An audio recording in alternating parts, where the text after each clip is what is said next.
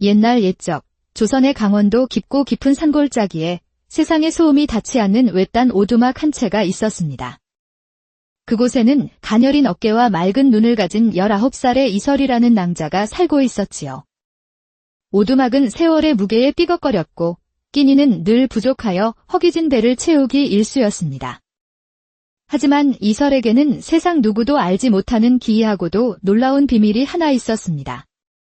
바로 한 번 본 것은 무엇이든 글자 한 획, 그림 한 점 틀리지 않고 그대로 재현해내는 기억의 손을 가졌다는 것이었지요. 어느덧 해가 서산으로 뉘엿뉘엿 기울던 가을날 오후, 낯선 산길을 헤매던 한 젊은 양반이 이설의 오두막 앞에서 힘없이 쓰러졌습니다. 인기척에 놀라 뛰쳐나온 이설은 급히 달려가 그의 창백한 얼굴을 살피며 몸을 부축했습니다. 나으리, 괜찮으시옵니까? 정신 좀 차려보세요. 젊은 양반은 가쁜 숨을 몰아쉬며 간신히 눈을 떴습니다. 그의 눈에는 안도와 고마움이 뒤섞여 있었습니다. 고맙소, 낭자. 낯선 산길에서 길을 잃어 그만 이 지경이 되었소. 그의 이름은 박진우. 한양의 명망 높은 가문 출신으로 과거 준비에 매진하다 심신이 쇠약해져 요양차 이 깊은 산골을 찾은 선비였습니다. 이설은 진우를 오두막 안으로 이끌었습니다. 흙벽으로 된 방 안에는 저녁거리로 남겨둔 감자 단 한 알만이 덩그러니 놓여 있었지요. 이설은 한치의 망설임도 없이 그 마지막 감자를 삶아 김이 모락모락 피어나는 접시를 진우에게 내밀었습니다. 변변치 않사오나 우선 이것이라도 드시고 기운을 차리시옵소서. 제가 드릴 수 있는 전도입니다. 진우는 따뜻한 감자를 받아들고는 놀라움을 감추지 못했습니다. 자신을 위해 마지막 양식을 내어준 낭자의 마음에 깊은 감동을 느꼈습니다. 낭자는 들지 않으시오. 저는 괜찮사옵니다. 나으리께서 기운을 차리시는 것이 먼저입니다. 진우는 따뜻한 미소를 지으며 감자를 정확히 반으로 나누어 한 조각을 이설에게 건넸습니다. 그렇다면 함께 나눕시다. 이 귀한 것을 어찌 나 혼자 먹을 수 있겠소. 두 사람은 작은 감자 반쪽을 나누어 먹으며 어색하지만 따뜻한 첫 대화를 나누었습니다. 밤이 깊어지고 창밖에는 귀뚜라미 소리만 가득했습니다. 진우는 품 안에서 소중히 간직해온 경전 한 권을 꺼냈습니다. 오늘 받은 은혜에 보답하고 싶소. 혹 글을 아신다면 이 책을 보시오. 이설은 부끄러운 듯 조용히 고개를 저었습니다. 배운 적이 없어 글을 읽지 못하옵니다. 하오나, 나으리께서 읽어주시는 것을 듣고 싶습니다. 진우는 낡은 호롱불에 불을 밝히고 낭낭한 목소리로 경전을 소리내어 읽기 시작했습니다. 이설은 그의 목소리와 책장 넘어가는 소리에 귀를 기울였습니다. 한 장, 두 장, 세 장. 그녀의 맑은 눈은 책의 글자 위에 고정되어 있었고 무릎 위에 놓인 그녀의 손은 자신도 모르게 허공에서 획을 긋고 있었습니다. 다음 날 아침, 진우가 잠에서 깨어났을 때 그는 눈앞의 광경에 경악을 금치 못했습니다. 밤사이 누군가 수치로 오두막 흙벽 한가득, 어젯밤 자신이 읽었던 경전의 내용을 한 글자도 틀림없이 완벽하게 옮겨 적어 놓았던 것입니다. 글자의 획순서, 먹물의 농담, 심지어 종이의 희미한 결까지도 똑같았습니다. 이것이 대체 어찌 된 일이오? 진우는 믿을 수 없다는 듯 벽을 만지며 물었습니다. 이설은 조용히 대답했습니다. 배운 적은 없사오나 제 눈으로 본 것은 결코 잊지 않습니다. 본 것을 잊지 않는다고. 예, 나으리께서 읽으시는 동안 제 눈에 담긴 모든 것이 이 손끝에 그대로 남습니다. 진우는 이설의 손을 바라보았습니다. 약초를 캐고 땔감을 하느라 거칠고 투박한 손이었지만 그 안에는 하늘이 내린 특별한 재주가 깃들어 있었습니다. 낭자, 그대는 하늘이 내린 재주를 가졌소. 재주라 하기엔 부끄럽사옵니다. 그저 본 것이 머릿속을 떠나지 않을 뿐입니다. 진우는 그녀의 비범함에 놀라 무릎을 꿇고 이설과 눈을 맞췄습니다. 낭자는 대체 누구시오? 어찌하여 이런 깊은 산골에 홀로 지내시는 것이오? 이설의 눈가에 잠시 짙은 그늘이 스쳤습니다. 부모님은 제가 어릴 적 역병으로 돌아가셨고 다른 친척은 없사옵니다. 그저 산에 약초를 캐서 근근히 살아가고 있을 뿐입니다. 진우는 가슴이 먹먹해졌습니다. 이토록 귀한 재주를 가진 이가 세상에 알려지지 않은 채 이리도 외롭게 살고 있다니. 낭자, 괜찮다면 제가 몸을 추스르는 동안 이곳에 머물러도 되겠소. 그동안 낭자께 글을 가르쳐 드리고 싶소이다. 이설은 믿을 수 없다는 듯 놀란 눈으로 진우를 바라보았습니다. 나으리께서 이처럼 누추한 곳에 머무시겠다니요. 황송하옵니다. 누추하다니요. 제게는 세상 어느 곳보다 귀하고 편안한 곳이요. 그렇게 진우는 이설의 오두막에 머물게 되었습니다. 아침이 오면 이설은 약초를 캐러 산으로 향했고 진우는 오두막을 정돈하며 책을 읽었습니다. 저녁이 되면 두 사람은 작은 촛불 아래 마주 앉아 글을 익혔습니다. 이설의 손은 마치 붓을 쥐고 태어난 것처럼 자연스럽게 움직였습니다. 진우가 한 번 글자를 보여주면 이설은 그 필체와 기운까지 완벽하게 재현해냈습니다. 낭자의 손은 정령신의 손이구려. 진우의 칭찬에 이설은 수줍게 미소 지었습니다. 나으리께서 과찬의 말씀을 하십니다. 과찬이 아니요. 내 평생 이토록 놀라운 재주를 가진 이를 본 적이 없소. 진우는 벽에 걸린 경전을 보며 생각했습니다. 이 재주가 세상에 알려진다면 낭자의 삶은 어떻게 될까? 하지만 동시에 이 순수한 낭자가 세상의 탐욕과 욕망에 휘말릴까 봐 두려운 마음도 들었습니다. 밤하늘에는 별이 총총했고 오두막 안에는 따뜻한 촛불이 흔들렸습니다. 두 사람은 서로의 그림자를 보며 조용히 미소 지었습니다.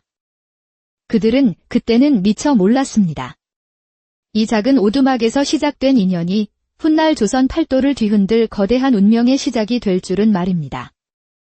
봄이 지나고 어느덧 무더운 여름이 찾아왔습니다. 진우는 한 달 넘게 이설의 오두막에 머물고 있었지요. 이설의 정성 어린 간호 덕에 처음 쓰러졌을 때의 창백함은 사라지고 그의 얼굴에는 건강한 혈색이 돌았습니다. 이설 또한 달라졌습니다. 날마다 글을 익히며 세상에 눈을 떴고 그녀의 눈빛은 더욱 총명하게 빛났으며 말투에도 자신감이 묻어났습니다. 어느 무더운 오후, 두 사람은 더위를 피해 오두막 뒤편 맑은 개울가로 향했습니다. 나으리, 날이 이리 더운데 물에 발이라도 담그시지요. 이설의 말에 진우는 읽던 책을 덮고 환하게 웃었습니다. 낭자도 함께 하시지요. 두 사람은 버선을 벗고 시원한 개울에 발을 담갔습니다.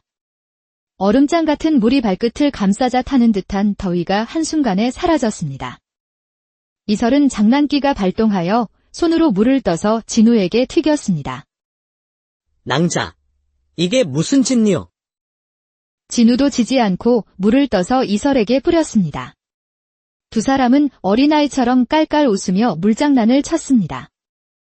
따가운 햇살 아래 그 순간만큼은 세상 모든 근심이 사라진 듯 평화로웠습니다. 한참을 놀던 이설이 문득 웃음을 멈추고 진우를 바라보았습니다. 나으리, 나으리께서는 언제쯤 한양으로 돌아가실 것이옵니까? 진우의 얼굴에서 웃음기가 사라졌습니다. 그는 물방울이 맺힌 이설의 얼굴을 가만히 바라보았습니다. 낭자, 나는 과거에 급제해야만 하오. 그것이 가문의 기대에 부응하는 길이며 나의 도리이기도 하오.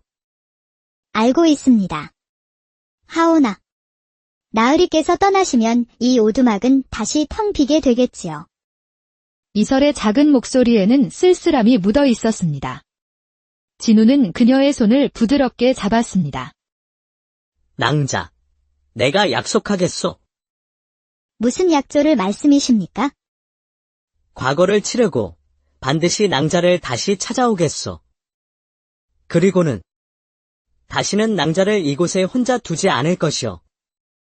이설은 믿기지 않는다는 듯 눈을 크게 떴습니다. 나으리, 그 말씀 진심이시옵니까? 그렇소. 내 평생 이토록 진심을 담아 한 약조는 없었소. 개울물은 소리 없이 흘러갔고 바람은 버드나무 잎사귀를 부드럽게 흔들었습니다. 두 사람은 손을 맞잡은 채 오랫동안 서로를 바라보았습니다. 나으리, 저도 약조하겠습니다. 나으리께서 돌아오실 그날까지 이 손의 재주를 더욱 갈고 닦겠습니다. 나으리께 부끄럽지 않은 사람이 되어 기다리겠습니다. 며칠 후 진우는 한양으로 떠날 채비를 했습니다. 이설은 그가 짐을 꾸리는 모습을 말없이 지켜보았습니다. 나으리, 이것을 받으시옵소서. 이설이 내민 것은 정성껏 말린 약초가 든 작은 주머니였습니다. 공부하시다 몸이 피곤하실 때 다려 드시면 기운이 날 것이옵니다. 고맙소, 낭자. 나도 낭자께 드릴 것이 있소. 진우는 자신이 가장 아끼던 책 한 권을 꺼내 이설에게 건넸습니다. 낭자가 이 책을 볼 때마다 나를 떠올려 주시오. 그것만으로도 내게는 큰 힘이 될 것이오. 동이 트기 시작할 무렵 진우는 오두막을 나섰습니다. 이설은 문 앞에 서서 그의 뒷모습이 산길 너머로 사라질 때까지 바라보았습니다.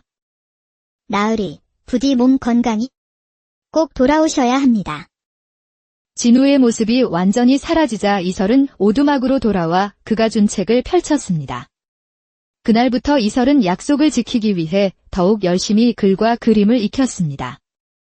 어느 날 이설은 기억 속에 남아있는 진우의 모습을 종이 위에 그려보았습니다. 놀랍게도 그림은 마치 살아있는 사람처럼 생생했습니다. 나으리, 이 그림을 보시면 기뻐하시겠지요? 이설은 그 그림을 벽에 걸어두고 매일 바라보며 진우가 돌아올 날을 손꼽아 기다렸습니다. 그렇게 여름이 가고 붉은 단풍이 드는 가을이 찾아왔습니다. 가을이 깊어지고 이설의 그림 솜씨는 날로 일취월장했습니다. 어느 날 약초를 팔러 장터에 나간 이설은 우연히 한 중년의 상인을 만났습니다. 그의 이름은 최상인. 한양과 지방을 오가며 귀한 그림과 예술품을 거래하는 중개상이었습니다. 낭자, 혹 그림을 그릴 줄 아시오? 조금은 할 줄 아옵니다만 그렇다면 한번 실력을 보여주시겠소? 최상인이 내민 종이와 붓을 받아든 이설은 잠시 망설이다가 장터의 활기찬 풍경을 그리기 시작했습니다.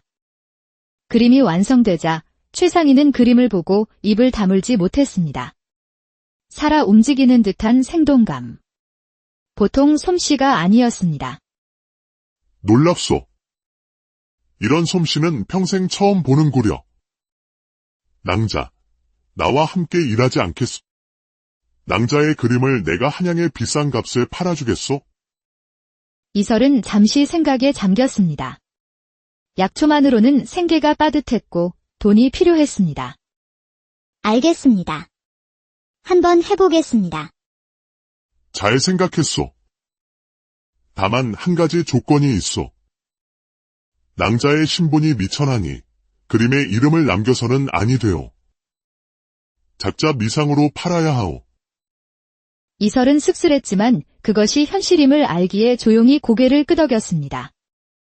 그날부터 이설은 그림을 그렸고 최상인은 그 그림들을 한양으로 가져가 팔았습니다.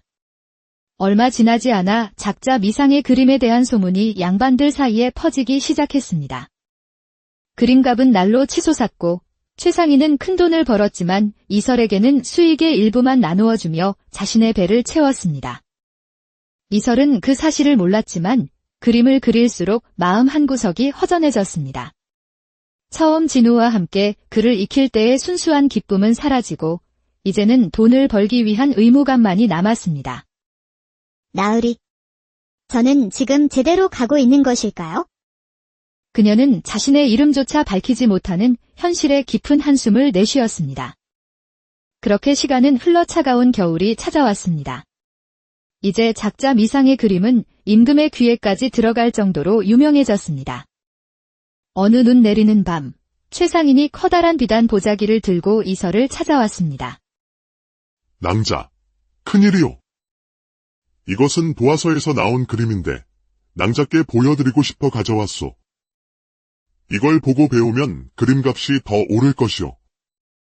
이설은 그가 건넨 화려한 비단 산수화를 펼쳐 들고 촛불 아래에서 자세히 살폈습니다. 산세가 웅장하고 물결이 살아 움직이는 듯한 명화였습니다.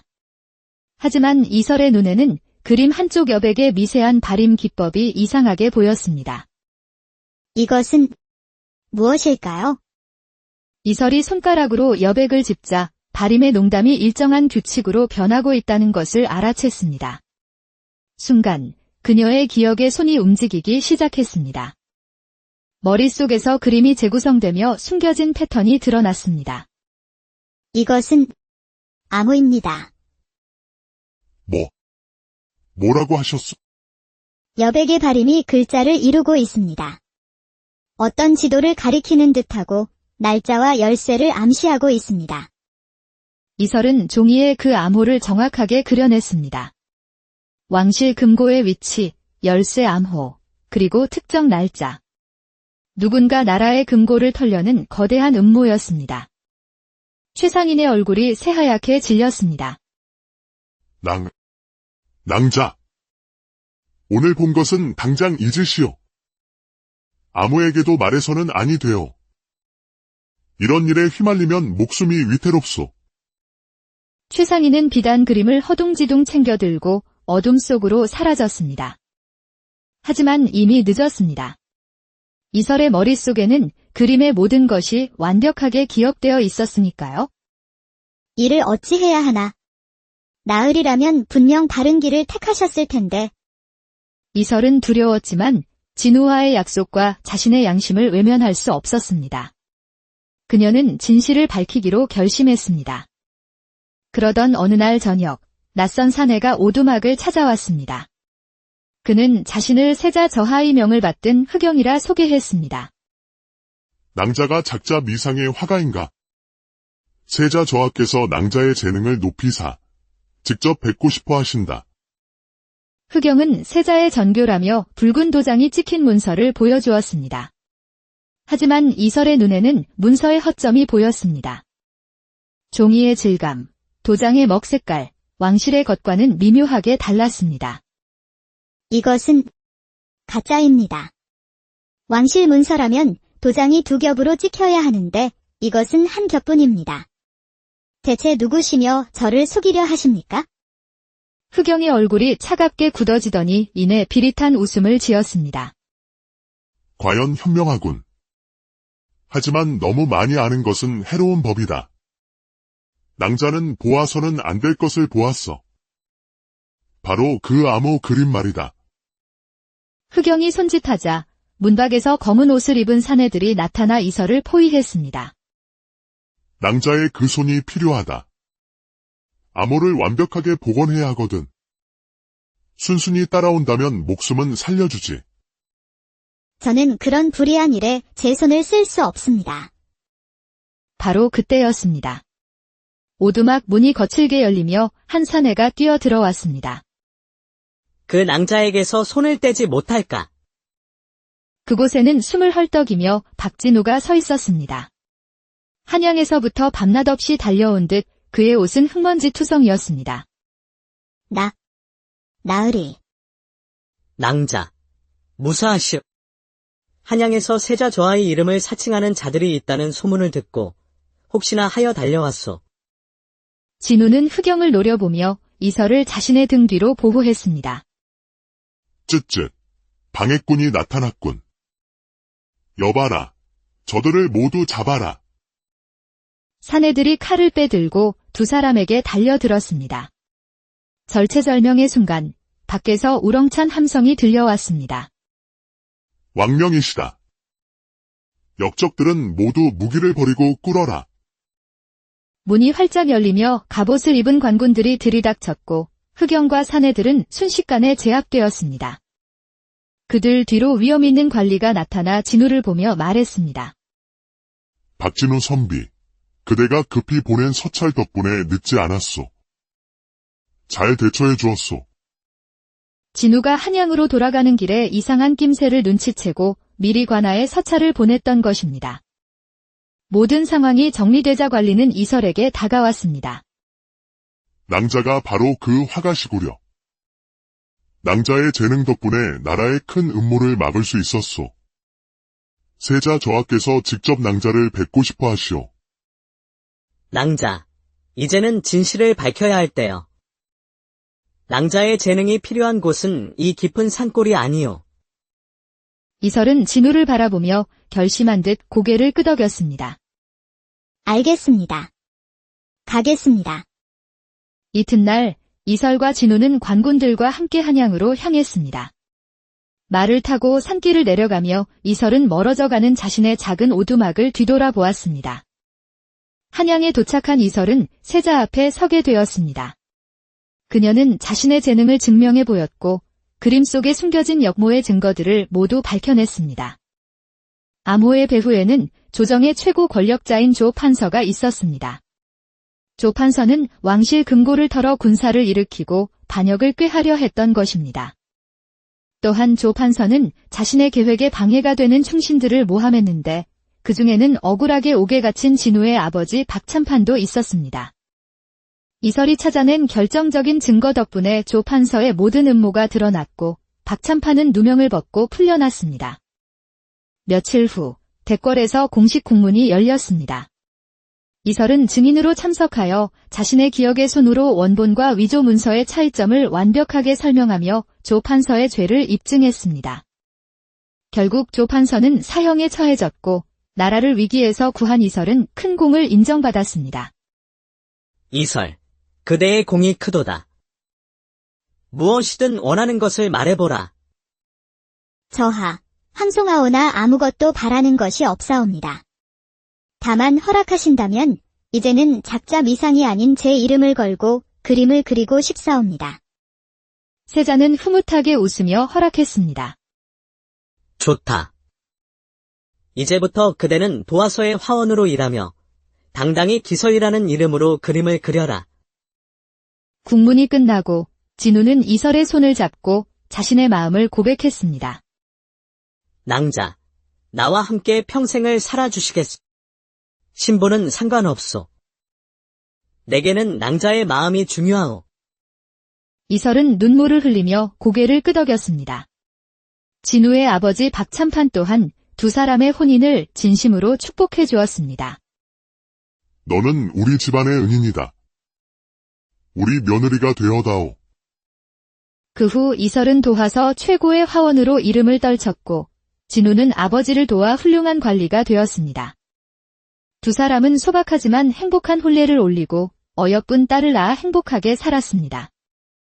이설은 자신의 파란만장했던 삶을 결백의 진실이라는 연작 그림으로 남겼습니다. 그 그림은 재능은 사람을 살릴 때 가장 빛난다는 교훈과 함께 후대의 길이 전해졌습니다. 진정한 재능은 자신을 위해서가 아니라 다른 이를 위해 쓸 때 비로소 그 참된 빛을 발하는 법. 이설은 자신의 특별한 손으로 어둠 속에 감춰진 진실을 밝혔고 많은 사람들에게 희망을 주었던 것입니다. 옛날 옛적 조선의 강원도 깊고 깊은 산골짜기에 세상의 소음이 닿지 않는 외딴 오두막 한 채가 있었습니다. 그곳에는 가녀린 어깨와 맑은 눈을 가진 19살의 이설이라는 낭자가 살고 있었지요. 오두막은 세월의 무게에 삐걱거렸고 끼니는 늘 부족하여 허기진 배를 채우기 일쑤였습니다. 하지만 이설에게는 세상 누구도 알지 못하는 기이하고도 놀라운 비밀이 하나 있었습니다. 바로 한 번 본 것은 무엇이든 글자 한 획, 그림 한 점 틀리지 않고 그대로 재현해내는 기억의 손을 가졌다는 것이었지요. 어느덧 해가 서산으로 뉘엿뉘엿 기울던 가을날 오후, 낯선 산길을 헤매던 한 젊은 양반이 이설의 오두막 앞에서 힘없이 쓰러졌습니다. 인기척에 놀라 뛰쳐나온 이설은 급히 달려가 그의 창백한 얼굴을 살피며 몸을 부축했습니다. 나으리, 괜찮으시옵니까? 정신 좀 차려보세요. 젊은 양반은 가쁜 숨을 몰아쉬며 간신히 눈을 떴습니다. 그의 눈에는 안도와 고마움이 뒤섞여 있었습니다. 고맙소, 낭자. 낯선 산길에서 길을 잃어 그만 이 지경이 되었소. 그의 이름은 박진우. 한양의 명망 높은 가문 출신으로 과거 준비에 매진하다 심신이 쇠약해져 요양차 이 깊은 산골을 찾은 선비였습니다. 이설은 진우를 오두막 안으로 이끌었습니다. 흙벽으로 된 방 안에는 저녁거리로 남겨둔 감자 단 한 알만이 덩그러니 놓여 있었지요. 이설은 한치의 망설임도 없이 그 마지막 감자를 삶아 김이 모락모락 피어나는 접시를 진우에게 내밀었습니다. 변변치 않사오나 우선 이것이라도 드시고 기운을 차리시옵소서. 제가 드릴 수 있는 전도입니다. 진우는 따뜻한 감자를 받아들고는 놀라움을 감추지 못했습니다. 자신을 위해 마지막 양식을 내어준 낭자의 마음에 깊은 감동을 느꼈습니다. 낭자는 들지 않으시오. 저는 괜찮사옵니다. 나으리께서 기운을 차리시는 것이 먼저입니다. 진우는 따뜻한 미소를 지으며 감자를 정확히 반으로 나누어 한 조각을 이설에게 건넸습니다. 그렇다면 함께 나눕시다. 이 귀한 것을 어찌 나 혼자 먹을 수 있겠소. 두 사람은 작은 감자 반쪽을 나누어 먹으며 어색하지만 따뜻한 첫 대화를 나누었습니다. 밤이 깊어지고 창밖에는 귀뚜라미 소리만 가득했습니다. 진우는 품 안에서 소중히 간직해온 경전 한 권을 꺼냈습니다. 오늘 받은 은혜에 보답하고 싶소. 혹 글을 아신다면 이 책을 보시오. 이설은 부끄러운 듯 조용히 고개를 저었습니다. 배운 적이 없어 글을 읽지 못하옵니다. 하오나, 나으리께서 읽어주시는 것을 듣고 싶습니다. 진우는 낡은 호롱불에 불을 밝히고 낭낭한 목소리로 경전을 소리내어 읽기 시작했습니다. 이설은 그의 목소리와 책장 넘어가는 소리에 귀를 기울였습니다. 한 장, 두 장, 세 장. 그녀의 맑은 눈은 책의 글자 위에 고정되어 있었고 무릎 위에 놓인 그녀의 손은 자신도 모르게 허공에서 획을 긋고 있었습니다. 다음 날 아침, 진우가 잠에서 깨어났을 때 그는 눈앞의 광경에 경악을 금치 못했습니다. 밤사이 누군가 수치로 오두막 흙벽 한가득, 어젯밤 자신이 읽었던 경전의 내용을 한 글자도 틀림없이 완벽하게 옮겨 적어 놓았던 것입니다. 글자의 획순서, 먹물의 농담, 심지어 종이의 희미한 결까지도 똑같았습니다. 이것이 대체 어찌 된 일이오? 진우는 믿을 수 없다는 듯 벽을 만지며 물었습니다. 이설은 조용히 대답했습니다. 배운 적은 없사오나 제 눈으로 본 것은 결코 잊지 않습니다. 본 것을 잊지 않는다고. 예, 나으리께서 읽으시는 동안 제 눈에 담긴 모든 것이 이 손끝에 그대로 남습니다. 진우는 이설의 손을 바라보았습니다.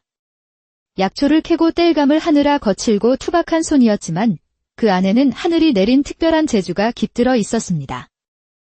낭자, 그대는 하늘이 내린 재주를 가졌소. 재주라 하기엔 부끄럽사옵니다. 그저 본 것이 머릿속을 떠나지 않을 뿐입니다. 진우는 그녀의 비범함에 놀라 무릎을 꿇고 이설과 눈을 맞췄습니다. 낭자는 대체 누구시오? 어찌하여 이런 깊은 산골에 홀로 지내시는 것이오? 이설의 눈가에 잠시 짙은 그늘이 스쳤습니다. 부모님은 제가 어릴 적 역병으로 돌아가셨고 다른 친척은 없사옵니다. 그저 산에 약초를 캐서 근근히 살아가고 있을 뿐입니다. 진우는 가슴이 먹먹해졌습니다. 이토록 귀한 재주를 가진 이가 세상에 알려지지 않은 채 이리도 외롭게 살고 있다니. 낭자, 괜찮다면 제가 몸을 추스르는 동안 이곳에 머물러도 되겠소. 그동안 낭자께 글을 가르쳐 드리고 싶소이다. 이설은 믿을 수 없다는 듯 놀란 눈으로 진우를 바라보았습니다. 나으리께서 이처럼 누추한 곳에 머무시겠다니요. 황송하옵니다. 누추하다니요. 제게는 세상 어느 곳보다 귀하고 편안한 곳이요. 그렇게 진우는 이설의 오두막에 머물게 되었습니다. 아침이 오면 이설은 약초를 캐러 산으로 향했고 진우는 오두막을 정돈하며 책을 읽었습니다. 저녁이 되면 두 사람은 작은 촛불 아래 마주 앉아 글을 익혔습니다. 이설의 손은 마치 붓을 쥐고 태어난 것처럼 자연스럽게 움직였습니다. 진우가 한번 글자를 보여주면 이설은 그 필체와 기운까지 완벽하게 재현해냈습니다. 낭자의 손은 정령신의 손이구려. 진우의 칭찬에 이설은 수줍게 미소 지었습니다. 나으리께서 과찬의 말씀을 하십니다. 과찬이 아니오. 내 평생 이토록 놀라운 재주를 가진 이를 본 적이 없소. 진우는 벽에 걸린 경전을 보며 생각했습니다. 이 재주가 세상에 알려진다면 낭자의 삶은 어떻게 될까? 하지만 동시에 이 순수한 낭자가 세상의 탐욕과 욕망에 휘말릴까 봐 두려운 마음도 들었습니다. 밤하늘에는 별이 총총했고 오두막 안에는 따뜻한 촛불이 흔들렸습니다. 두 사람은 서로의 그림자를 보며 조용히 미소 지었습니다. 그들은 그때는 미처 몰랐습니다. 이 작은 오두막에서 시작된 인연이 훗날 조선 팔도를 뒤흔들 거대한 운명의 시작이 될 줄은 말입니다. 봄이 지나고 어느덧 무더운 여름이 찾아왔습니다. 진우는 한 달 넘게 이설의 오두막에 머물고 있었지요. 이설의 정성 어린 간호 덕에 처음 쓰러졌을 때의 창백함은 사라지고 그의 얼굴에는 건강한 혈색이 돌았습니다. 이설 또한 달라졌습니다.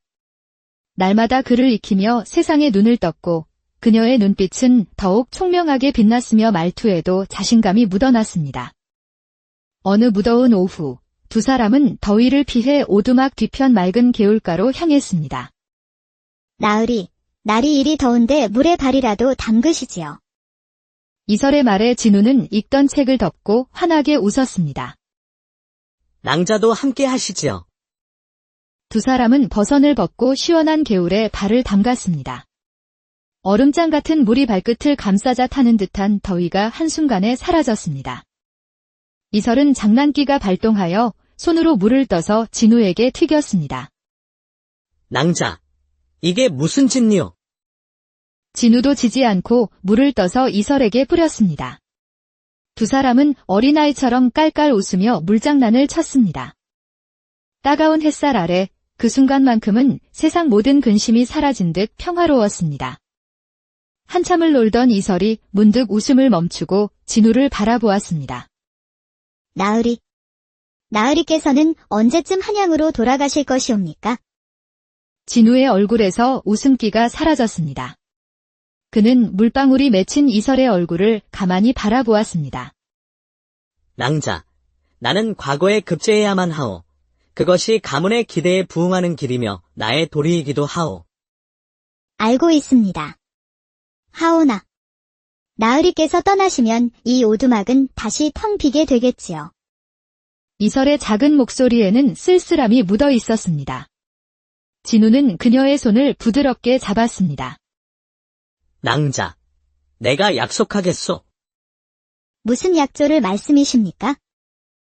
과거를 치르고 반드시 낭자를 다시 찾아오겠소.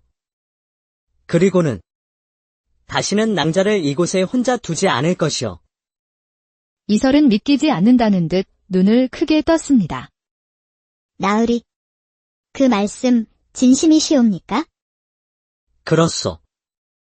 내 평생 이토록 진심을 담아 한 약조는 없었소. 개울물은 소리 없이 흘러갔고 바람은 버드나무 잎사귀를 부드럽게 흔들었습니다. 두 사람은 손을 맞잡은 채 오랫동안 서로를 바라보았습니다. 나으리, 저도 약조하겠습니다. 나으리께서 돌아오실 그날까지 이 손의 재주를 더욱 갈고 닦겠습니다. 나으리께 부끄럽지 않은 사람이 되어 기다리겠습니다. 며칠 후 진우는 한양으로 떠날 채비를 했습니다. 이설은 그가 짐을 꾸리는 모습을 말없이 지켜보았습니다. 나으리, 이것을 받으시옵소서. 이설이 내민 것은 정성껏 말린 약초가 든 작은 주머니였습니다. 공부하시다 몸이 피곤하실 때 다려 드시면 기운이 날 것이옵니다. 고맙소, 낭자. 나도 낭자께 드릴 것이 있소. 진우는 자신이 가장 아끼던 책 한 권을 꺼내 이설에게 건넸습니다. 낭자가 이 책을 볼 때마다 나를 떠올려 주시오. 그것만으로도 내게는 큰 힘이 될 것이오. 동이 트기 시작할 무렵 진우는 오두막을 나섰습니다. 이설은 문 앞에 서서 그의 뒷모습이 산길 너머로 사라질 때까지 바라보았습니다. 나으리, 부디 몸 건강히 꼭 돌아오셔야 합니다. 진우의 모습이 완전히 사라지자 이설은 오두막으로 돌아와 그가 준 책을 펼쳤습니다. 그날부터 이설은 약속을 지키기 위해 더욱 열심히 글과 그림을 익혔습니다. 어느 날 이설은 기억 속에 남아있는 진우의 모습을 종이 위에 그려보았습니다. 놀랍게도 그림은 마치 살아있는 사람처럼 생생했습니다. 나으리, 이 그림을 보시면 기뻐하시겠지요? 이설은 그 그림을 벽에 걸어두고 매일 바라보며 진우가 돌아올 날을 손꼽아 기다렸습니다. 그렇게 여름이 가고 붉은 단풍이 드는 가을이 찾아왔습니다. 가을이 깊어지고 이설의 그림 솜씨는 날로 일취월장했습니다. 어느 날 약초를 팔러 장터에 나간 이설은 우연히 한 중년의 상인을 만났습니다. 그의 이름은 최상인. 한양과 지방을 오가며 귀한 그림과 예술품을 거래하는 중개상이었습니다. 낭자, 혹 그림을 그릴 줄 아시오? 조금은 할 줄 아옵니다만, 그렇다면 한번 실력을 보여주시겠소? 최상인이 내민 종이와 붓을 받아든 이설은 잠시 망설이다가 장터의 활기찬 풍경을 그리기 시작했습니다. 그림이 완성되자 최상인은 그림을 보고 입을 다물지 못했습니다. 살아 움직이는 듯한 생동감. 보통 솜씨가 아니었습니다. 놀랍소. 이런 솜씨는 평생 처음 보는구려. 낭자, 나와 함께 일하지 않겠소? 낭자의 그림을 내가 한양의 비싼 값에 팔아주겠소? 이설은 잠시 생각에 잠겼습니다. 약초만으로는 생계가 빠듯했고 돈이 필요했습니다. 알겠습니다. 한번 해보겠습니다. 잘 생각했소. 다만 한 가지 조건이 있소. 낭자의 신분이 미천하니 그림에 이름을 남겨서는 아니 되오. 작자 미상으로 팔아야 하오. 이설은 씁쓸했지만 그것이 현실임을 알기에 조용히 고개를 끄덕였습니다. 그날부터 이설은 그림을 그렸고 최상인은 그 그림들을 한양으로 가져가 팔았습니다. 얼마 지나지 않아 작자 미상의 그림에 대한 소문이 양반들 사이에 퍼지기 시작했습니다. 그림값은 날로 치솟았고 최상인은 큰돈을 벌었지만 이설에게는 수익의 일부만 나누어주며 자신의 배를 채웠습니다. 이설은 그 사실을 몰랐지만 그림을 그릴수록 마음 한구석이 허전해졌습니다.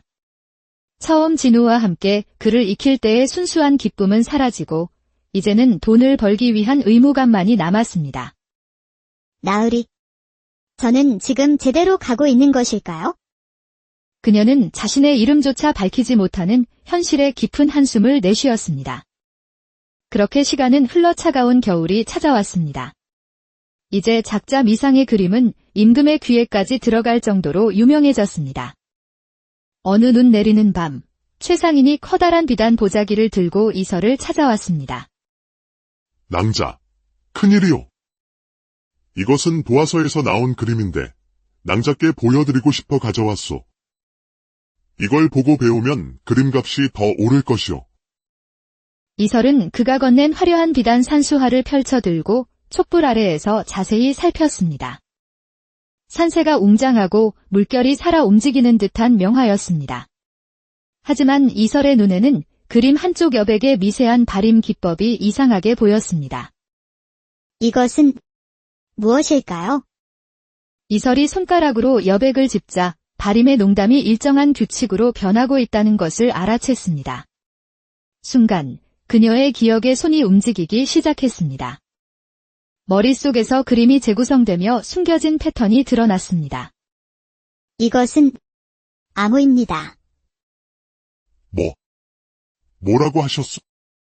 여백의 발음이 글자를 이루고 있습니다.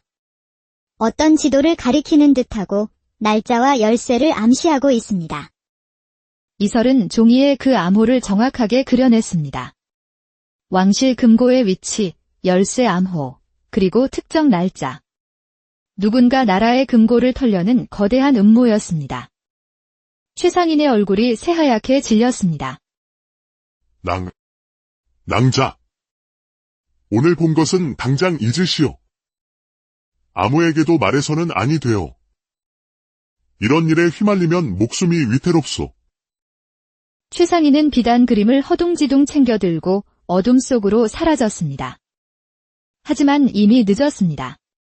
이설의 머릿속에는 그림의 모든 것이 완벽하게 기억되어 있었으니까요. 이를 어찌 해야 하나? 나으리라면 분명 다른 길을 택하셨을 텐데. 이설은 두려웠지만 진우와의 약속과 자신의 양심을 외면할 수 없었습니다. 그녀는 진실을 밝히기로 결심했습니다. 그러던 어느 날 저녁, 낯선 사내가 오두막을 찾아왔습니다. 그는 자신을 세자 저하의 명을 받든 흑영이라 소개했습니다. 낭자가 작자 미상의 화가인가? 세자 저하께서 낭자의 재능을 높이사 직접 뵙고 싶어 하신다. 흑영은 세자의 전교라며 붉은 도장이 찍힌 문서를 보여주었습니다. 하지만 이설의 눈에는 문서의 허점이 보였습니다. 종이의 질감, 도장의 먹색깔, 왕실의 것과는 미묘하게 달랐습니다. 이것은 가짜입니다. 왕실 문서라면 도장이 2겹으로 찍혀야 하는데 이것은 1겹뿐입니다. 대체 누구시며 저를 속이려 하십니까? 흑영의 얼굴이 차갑게 굳어지더니 이내 비릿한 웃음을 지었습니다. 과연 현명하군. 하지만 너무 많이 아는 것은 해로운 법이다. 낭자는 보아서는 안 될 것을 보았어. 바로 그 암호 그림 말이다. 흑영이 손짓하자 문 밖에서 검은 옷을 입은 사내들이 나타나 이설을 포위했습니다. 낭자의 그 손이 필요하다. 암호를 완벽하게 복원해야 하거든. 순순히 따라온다면 목숨은 살려주지. 저는 그런 불의한 일에 제 손을 쓸 수 없습니다. 바로 그때였습니다. 오두막 문이 거칠게 열리며 한 사내가 뛰어 들어왔습니다. 그 낭자에게서 손을 떼지 못할까? 그곳에는 숨을 헐떡이며 박진우가 서 있었습니다. 한양에서부터 밤낮 없이 달려온 듯 그의 옷은 흙먼지 투성이었습니다. 나으리. 낭자. 무사하시오. 한양에서 세자 저하의 이름을 사칭하는 자들이 있다는 소문을 듣고 혹시나 하여 달려왔소. 진우는 흑영을 노려보며 이설을 자신의 등 뒤로 보호했습니다. 쯧쯧. 방해꾼이 나타났군. 여봐라. 저들을 모두 잡아라. 사내들이 칼을 빼들고 두 사람에게 달려들었습니다. 절체절명의 순간 밖에서 우렁찬 함성이 들려왔습니다. 왕명이시다. 역적들은 모두 무기를 버리고 꿇어라. 문이 활짝 열리며 갑옷을 입은 관군들이 들이닥쳤고 흑영과 사내들은 순식간에 제압되었습니다. 그들 뒤로 위험 있는 관리가 나타나 진우를 보며 말했습니다. 박진우 선비, 그대가 급히 보낸 서찰 덕분에 늦지 않았소. 잘 대처해 주었소. 진우가 한양으로 돌아가는 길에 이상한 낌새를 눈치채고 미리 관아에 서찰을 보냈던 것입니다. 모든 상황이 정리되자 관리는 이설에게 다가왔습니다. 낭자가 바로 그 화가시구려. 낭자의 재능 덕분에 나라의 큰 음모를 막을 수 있었소.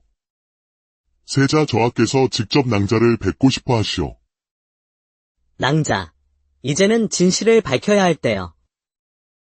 낭자의 재능이 필요한 곳은 이 깊은 산골이 아니오. 이설은 진우를 바라보며 결심한 듯 고개를 끄덕였습니다. 알겠습니다.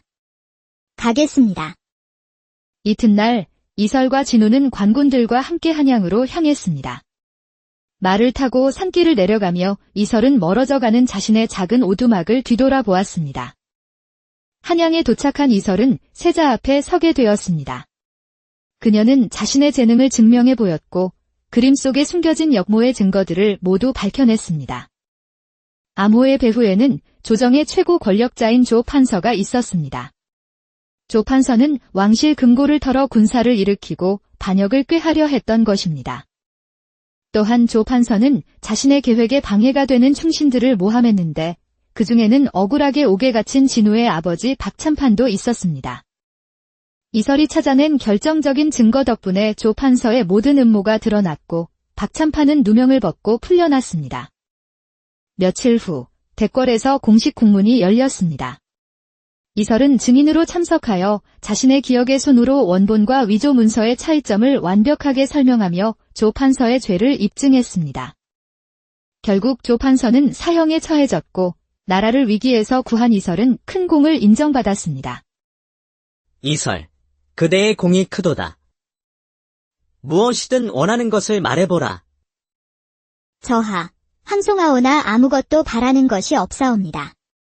다만 허락하신다면 이제는 작자 미상이 아닌 제 이름을 걸고 그림을 그리고 싶사옵니다. 세자는 흐뭇하게 웃으며 허락했습니다. 좋다. 이제부터 그대는 도화서의 화원으로 일하며 당당히 기서이라는 이름으로 그림을 그려라. 국문이 끝나고 진우는 이설의 손을 잡고 자신의 마음을 고백했습니다. 낭자, 나와 함께 평생을 살아주시겠소. 신분은 상관없소. 내게는 낭자의 마음이 중요하오. 이설은 눈물을 흘리며 고개를 끄덕였습니다. 진우의 아버지 박참판 또한 두 사람의 혼인을 진심으로 축복해 주었습니다. 너는 우리 집안의 은인이다. 우리 며느리가 되어다오. 그 후 이설은 도화서 최고의 화원으로 이름을 떨쳤고 진우는 아버지를 도와 훌륭한 관리가 되었습니다. 두 사람은 소박하지만 행복한 혼례를 올리고 어여쁜 딸을 낳아 행복하게 살았습니다. 이설은 자신의 파란만장했던 삶을 결백의 진실이라는 연작 그림으로 남겼습니다. 그 그림은 재능은 사람을 살릴 때 가장 빛난다는 교훈과 함께 후대의 길이 전해졌습니다. 진정한 재능은 자신을 위해서가 아니라 다른 이를 위해 쓸 때 비로소 그 참된 빛을 발하는 법. 이설은 자신의 특별한 손으로 어둠 속에 감춰진 진실을 밝혔고 많은 사람들에게 희망을 주었던 것입니다. 옛날 옛적 조선의 강원도 깊고 깊은 산골짜기에 세상의 소음이 닿지 않는 외딴 오두막 한 채가 있었습니다. 그곳에는 가녀린 어깨와 맑은 눈을 가진 19살의 이설이라는 낭자가 살고 있었지요. 오두막은 세월의 무게에 삐걱거렸고 끼니는 늘 부족하여 허기진 배를 채우기 일쑤였습니다. 하지만 이설에게는 세상 누구도 알지 못하는 기이하고도 놀라운 비밀이 하나 있었습니다. 바로 한 번 본 것은 무엇이든 글자 한 획, 그림 한 점 틀리지 않고 그대로 재현해내는 기억의 손을 가졌다는 것이었지요. 어느덧 해가 서산으로 뉘엿뉘엿 기울던 가을날 오후, 낯선 산길을 헤매던 한 젊은 양반이 이설의 오두막 앞에서 힘없이 쓰러졌습니다. 인기척에 놀라 뛰쳐나온 이설은 급히 달려가 그의 창백한 얼굴을 살피며 몸을 부축했습니다. 나으리, 괜찮으시옵니까? 정신 좀 차려보세요. 젊은 양반은 가쁜 숨을 몰아쉬며 간신히 눈을 떴습니다. 그의 눈에는 안도와 고마움이 뒤섞여 있었습니다. 고맙소, 낭자. 낯선 산길에서 길을 잃어 그만 이 지경이 되었소.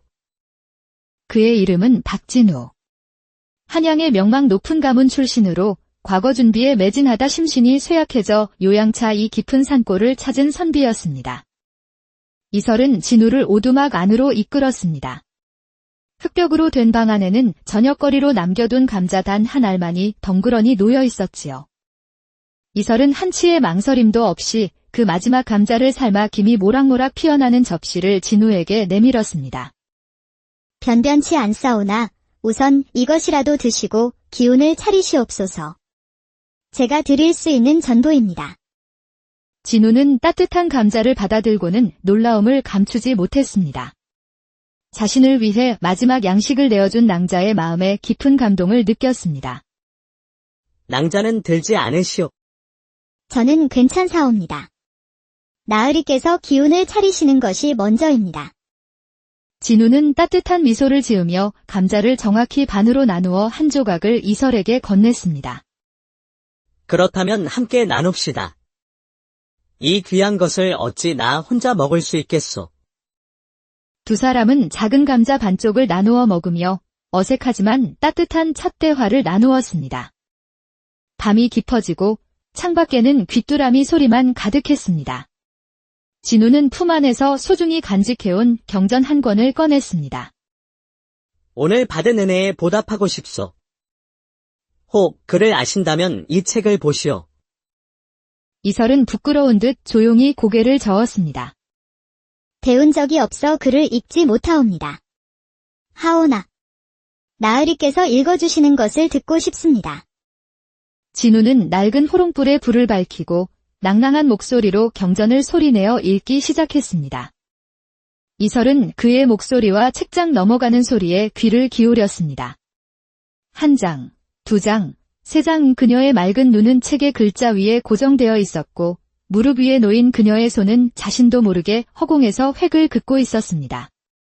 다음 날 아침, 진우가 잠에서 깨어났을 때 그는 눈앞의 광경에 경악을 금치 못했습니다.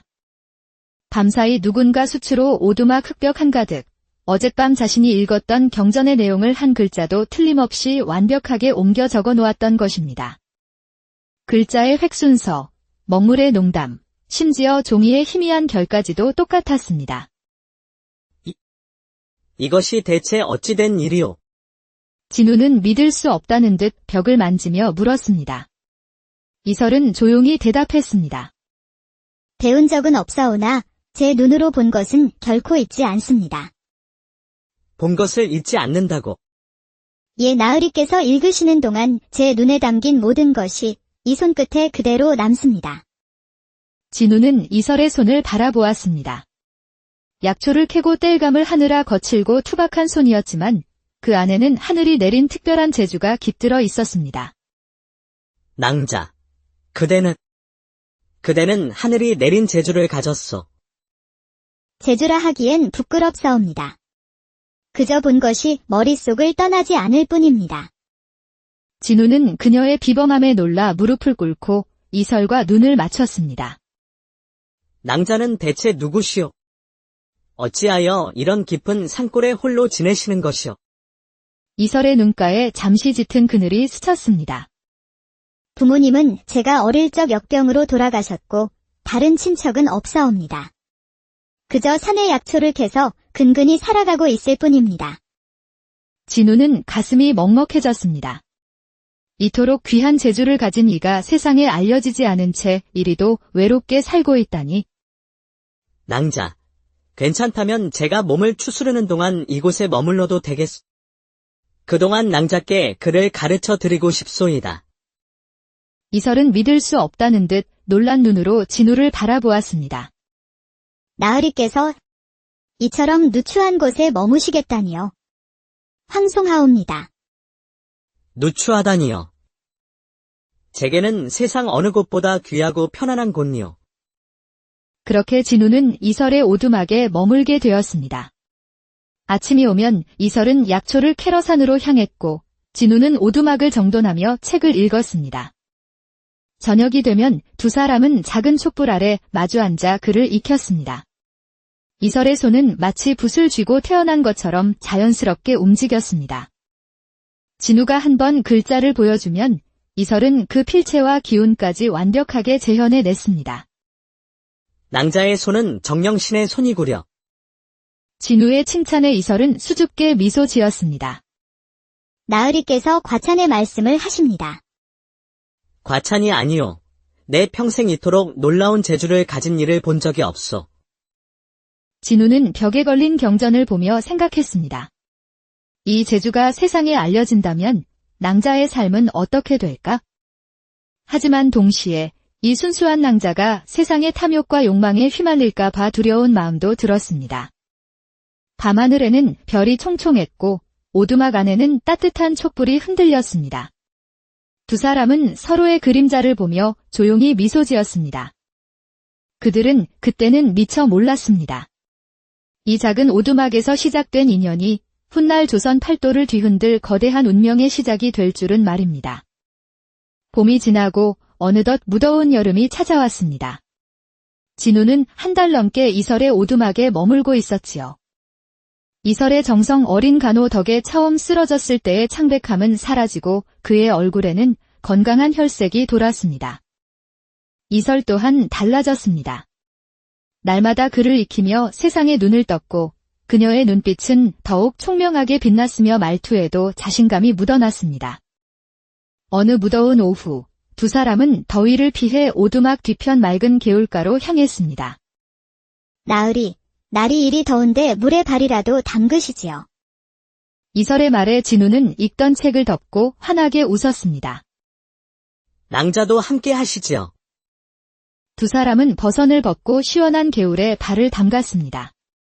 얼음장 같은 물이 발끝을 감싸자 타는 듯한 더위가 한순간에 사라졌습니다. 이설은 장난기가 발동하여 손으로 물을 떠서 진우에게 튀겼습니다. 낭자, 이게 무슨 짓이요? 진우도 지지 않고 물을 떠서 이설에게 뿌렸습니다. 두 사람은 어린아이처럼 깔깔 웃으며 물장난을 쳤습니다. 따가운 햇살 아래 그 순간만큼은 세상 모든 근심이 사라진 듯 평화로웠습니다. 한참을 놀던 이설이 문득 웃음을 멈추고 진우를 바라보았습니다. 나으리께서는 언제쯤 한양으로 돌아가실 것이옵니까? 진우의 얼굴에서 웃음기가 사라졌습니다. 그는 물방울이 맺힌 이설의 얼굴을 가만히 바라보았습니다. 낭자, 나는 과거에 급제해야만 하오. 그것이 가문의 기대에 부응하는 길이며 나의 도리이기도 하오. 알고 있습니다. 하오나. 나으리께서 떠나시면 이 오두막은 다시 텅 비게 되겠지요. 이설의 작은 목소리에는 쓸쓸함이 묻어 있었습니다. 진우는 그녀의 손을 부드럽게 잡았습니다. 낭자, 내가 약속하겠소. 무슨 약조를 말씀이십니까? 과거를 치르고 반드시 낭자를 다시 찾아오겠소. 그리고는 다시는 낭자를 이곳에 혼자 두지 않을 것이오. 이설은 믿기지 않는다는 듯 눈을 크게 떴습니다. 나으리. 그 말씀 진심이시옵니까? 그렇소. 내 평생 이토록 진심을 담아 한 약조는 없었소. 개울물은 소리 없이 흘러갔고 바람은 버드나무 잎사귀를 부드럽게 흔들었습니다. 두 사람은 손을 맞잡은 채 오랫동안 서로를 바라보았습니다. 나으리, 저도 약조하겠습니다. 나으리께서 돌아오실 그날까지 이 손의 재주를 더욱 갈고 닦겠습니다. 나으리께 부끄럽지 않은 사람이 되어 기다리겠습니다. 며칠 후 진우는 한양으로 떠날 채비를 했습니다. 이설은 그가 짐을 꾸리는 모습을 말없이 지켜보았습니다. 나으리, 이것을 받으시옵소서.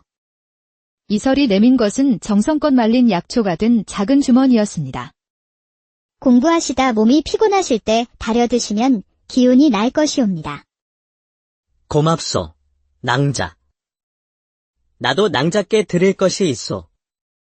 진우는 자신이 가장 아끼던 책 한 권을 꺼내 이설에게 건넸습니다. 낭자가 이 책을 볼 때마다 나를 떠올려 주시오. 그것만으로도 내게는 큰 힘이 될 것이오. 동이 트기 시작할 무렵 진우는 오두막을 나섰습니다. 이설은 문 앞에 서서 그의 뒷모습이 산길 너머로 사라질 때까지 바라보았습니다. 나으리, 부디 몸 건강히 꼭 돌아오셔야 합니다. 진우의 모습이 완전히 사라지자 이설은 오두막으로 돌아와 그가 준 책을 펼쳤습니다. 그날부터 이설은 약속을 지키기 위해 더욱 열심히 글과 그림을 익혔습니다. 어느 날 이설은 기억 속에 남아있는 진우의 모습을 종이 위에 그려보았습니다. 놀랍게도 그림은 마치 살아있는 사람처럼 생생했습니다. 나으리, 이 그림을 보시면 기뻐하시겠지요? 이설은 그 그림을 벽에 걸어두고 매일 바라보며 진우가 돌아올 날을 손꼽아 기다렸습니다. 그렇게 여름이 가고 붉은 단풍이 드는 가을이 찾아왔습니다. 가을이 깊어지고 이설의 그림 솜씨는 날로 일취월장했습니다. 어느 날 약초를 팔러 장터에 나간 이설은 우연히 한 중년의 상인을 만났습니다. 그의 이름은 최상인. 한양과 지방을 오가며 귀한 그림과 예술품을 거래하는 중개상이었습니다. 낭자, 혹 그림을 그릴 줄 아시오? 조금은 할 줄 아옵니다만. 그렇다면 한번 실력을 보여주시겠소? 최상인이 내민 종이와 붓을 받아든 이설은 잠시 망설이다가 장터의 활기찬 풍경을 그리기 시작했습니다. 그림이 완성되자 최상인은 그림을 보고 입을 다물지 못했습니다. 살아 움직이는 듯한 생동감. 보통 솜씨가 아니었습니다. 놀랍소. 이런 솜씨는 평생 처음 보는구려. 낭자, 나와 함께 일하지 않겠소? 낭자의 그림을 내가 한양의 비싼 값에 팔아주겠소? 이설은 잠시 생각에 잠겼습니다. 약초만으로는 생계가 빠듯했고 돈이 필요했습니다. 알겠습니다. 한번 해보겠습니다. 잘 생각했소. 다만 한